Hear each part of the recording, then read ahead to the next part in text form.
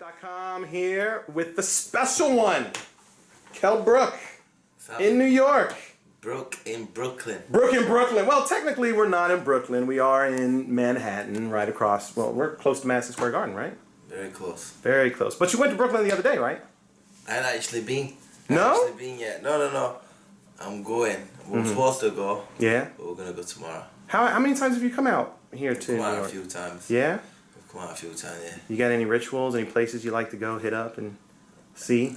Junior's restaurant or anything like that? I don't know. There's that many places you can go. I mean, it's a New York thing to do, I guess. Yeah. They have good cheesecake if you like cheesecake. We want to go down to Queens, coming to America. Queen. McDowell's. Yeah. Yeah, that's what's up. Well, what are you doing here in New York? I'm here to see a world-class fighter in Crawford. And obviously, he's been fighting Amir Khan. So I'm very excited. I'm out here to, I believe that Crawford's going to win the fight, and I'm basically out here because I want to fight Crawford. I believe he's probably up there, one of pound for pound top fighters out there in the world now, and I believe that I'm a top welterweight, and I know that he will fight any, top dog out there. He's fighting, he's being shouting Spence out and all these, but obviously they're with, with Al and Amir, and I'm ready to go. I think the key word that you said right now was welterweight. So does that mean 147? No problem. I mean, you look in great shape right now. Yeah, so I'm good. I believe I've talked to my nutritionist in Greg, and he says that, we can do welterweight. So them big fights, and Crawford's, he's got the title, and I think it's a great fight for the fans.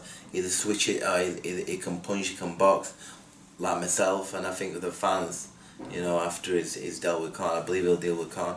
We're gonna see Saturday night, but I think me and Crawford is the fight. What the fans, I believe I'm gonna win. I don't just think I'm just gonna go there for a payday and just, I'm gonna go in there to beat the guy, and there's only been two guys. I've got 2 blemishes on my record, and he got stopped, with the eye injuries in Golovkin and Spence, and even Spence has said many times, I can punch very hard. I'm the best fighter he's been in with, and they can't roll wrong for that. I don't want to go down that line, but I was beating the guy, and I couldn't see after 6-7 rounds. So I believe with a top trainer, a top training camp, and I believe that I can beat these who people think and say are the world best pound for pound. I still believe that I'm the best. do you think people, I don't want to say take it for granted, but just kind of forget the fact that your only 2 losses were to Golovkin and Errol Spence, and one of those was you jumping up in weight. So do you think people kind of downplay that and forget about that? People do, people don't give me the credit I deserve. I'm an elite, world-class fighter. And it's, I've shown it, and I want to show it with the guys what are about today, in Crawford. Even Paul, he's got the green belt. I took the red belt off him. I can take the green belt off him, be like traffic lights with these different coloured belts, and take them all. I'm gonna take over. I'm like I say, give me that opportunity. I'll beat these guys what stood in front of me, and then I'm back at the #1 spot again, like I were when I, not too long ago when I was IBF champion. When did you kind of decide, I think I might want this Terence Crawford fight? Because I think there was some talk about you possibly fighting on Anthony Joshua's card. Did you change your mind? That's exactly what it's come down to. I'm at that stage where, I didn't have no opponent, and I just can't really get up for these fights what are not meaningful, and I decided that, I want to establish, I want to leave my legacy there behind me where I fight the best out there. I don't need no one-on-one fights.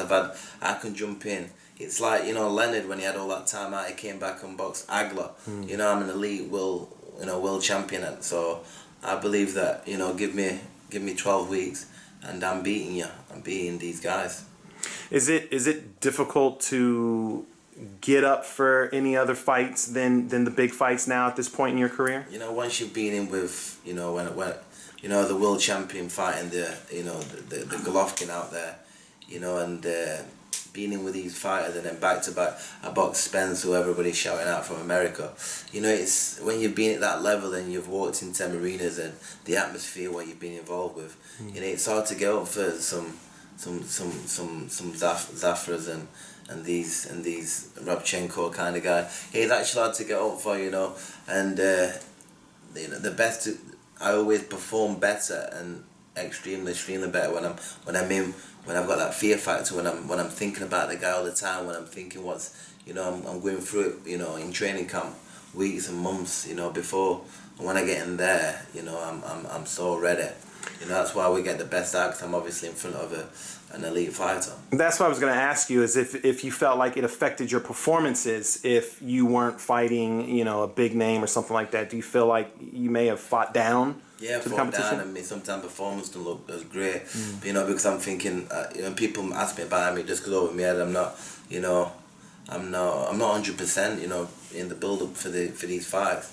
I need to have that fear factor. I need to know that I'm in with someone can really hurt me, and you know, and like I said, I always perform the very best when I'm in with these top fighters, and you know, you see something spectacular, and I still wanna give that to the fans. I still want, you know, because here we are, you know, the Crawfords, these Porters, these Errol Spencers, these Thurmans, these guys out there, and I should be amongst the bunch where everybody, you know, is mentioned at the end of on the same line. Yeah. Talk to me about the fight itself this weekend, Crawford and Amir Khan. I mean, obviously, we know you think Crawford's going to win already, but how do you see that fight playing out? I mean, is it going to be a competitive fight for, you know, however long it lasts? Is it not going to be competitive? I think it's going to be competitive. You know, I believe. You know, I've been reading Amir Khan's body languages with the odd clips here and there. And I believe in his mind, he's just come for the paycheck. You know, I don't believe that he believes he can win. But I do think that he fights on fear, he fights on adrenaline, and I think for 4 or 5 rounds, you know, it's going to be hard for any fighter out there to beat Amir Khan for 4 or 5 rounds, because he's got very fast hands. He's got like fast feet. He runs around the ring, you know. But I think once if you've got an elite fighter in there, you know, it's just a matter of time before the timing comes. You work Amir out, and then you start breaking him down. And I think it's just a matter of time after 5 rounds that he gets took out. Wow! After 5. After 5, I believe that it's gonna start unraveling. It's going to start coming to bit, start making mistakes, and he's going to get punished by Crawford. You think he's going to get stopped? Yeah. Wow. I do. Wow. I mean, he did get put down in his last fight too. Yeah, Sammy Vargas, actually, a good friend of mine. Yeah, I know. I had him in for sparring for that fight, my last fight, and he's a good guy. And he caught Khan with the right hand over the top, put him down. Yeah. Did you guys talk about that fight? Talked about it, yeah. What did he say? What did Sammy say? He just said, well, you know, he's brittle around. He's got, you know, around the chin. Wow. You know, but can you tell as a fight? Like, can you tell if you catch someone as a fighter and they go down? Can you tell, like, you know, his chin's a little soft? Not just if you get put down with a shot, but if you're getting clipped with shot, and he's got Bambi legs like Khan, you know, he's all over the shop, you know, and it's renowned out there that, you know, he can't take the biggest shot, and it's just, that's his makeup, you know, that's how he is. You can't put muscle on your chin, you can't take a shot, you know, and if he gets caught clean, he's getting dealt with. I actually think the best thing you said about that was you mentioned his legs, and I feel like that's something that is underrated. A lot of you know, casual fans, people don't understand how important legs are and your footwork and this, that, and the other. When you look at Amir Khan, is that one of the things you spotted right away? I'm not talking about now or recently, but just back in the day. You know, because you guys sparred a long time ago, right? A long time ago, yeah. Yeah. So, I mean, have you always noticed that, you know, man, this dude's legs, he's unsteady and...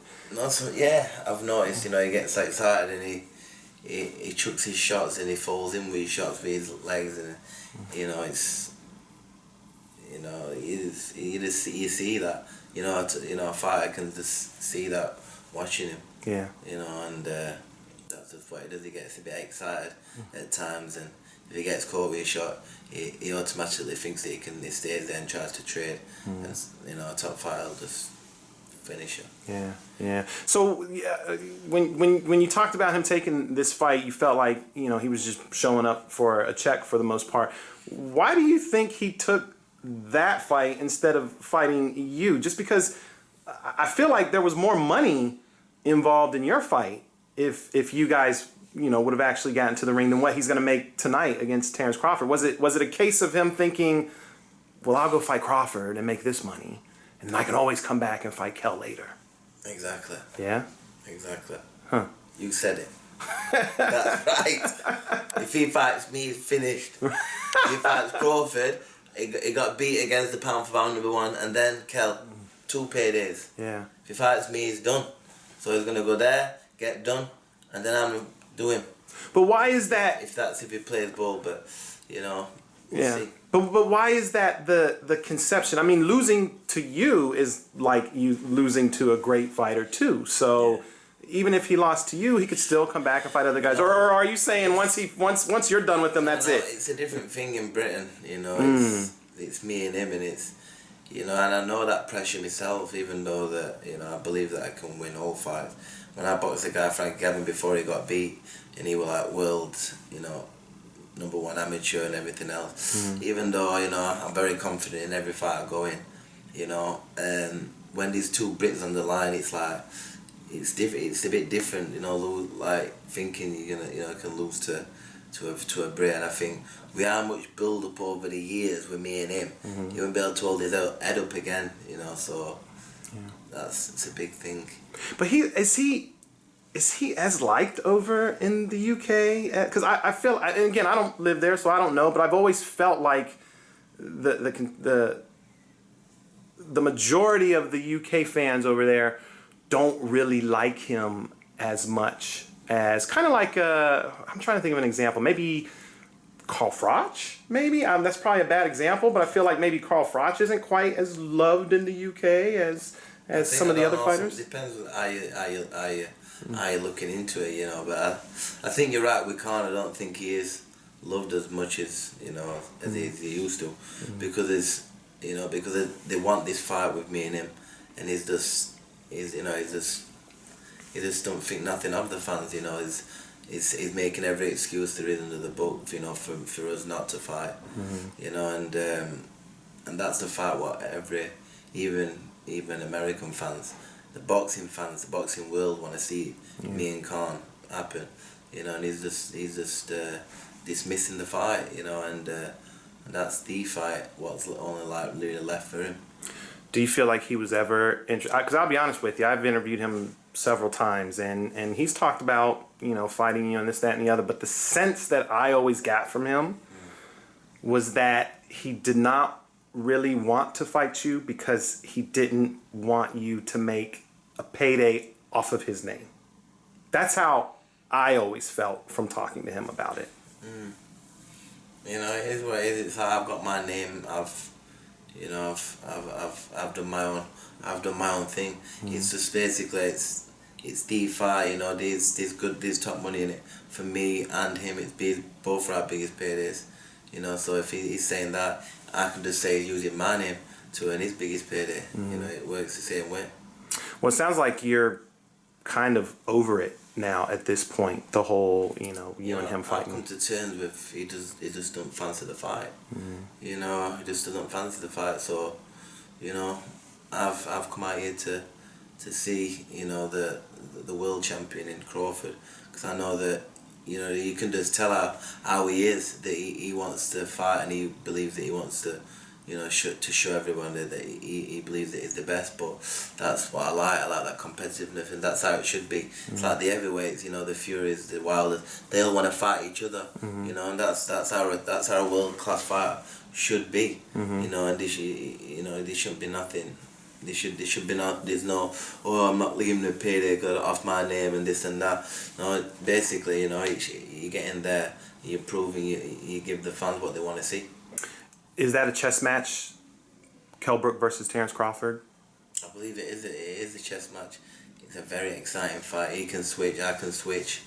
You know, we both got time. We can both box. You know, I believe. I don't think it's as big as me at the weight. You know, and there's many factors what are going to be there. I think it's a very intriguing fight for the fans. You know, and it's a one what I can definitely go for and show.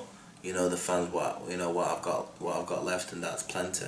You know, you mentioned that but the both of you can switch. Is that something that you felt like you needed to learn how to do, being able to switch back and forth? I've always been able to switch, but I think in this fight with Crawford, I think it's going to come down to, when he starts switching, because I'm from the school of Brendan Ingle, of Prince Nassim. It's where, I've seen every style there is. I can do anything. I'm like Ronnie O'Sullivan, like snooker, left hand, right hand. I can do it all. And I think when it starts coming, if the fight happens and he starts switching, I can start switching. The fans are gonna, see real quality. The best world champion fight, the best fighting the best. You're gonna see that, when we, hopefully if we fight each other, both switching, the timing, the ring craft. It's all gonna come out in that fight. How soon would you like to do a fight like that? I mean, are you talking after he gets done fighting Amir? You want to wait for him and do that fight, or would you want to get a fight in before then? I'm ready to go straight away. September, December. I'm ready to go this year for that fight. Why wait? Let's give the fans the fight now.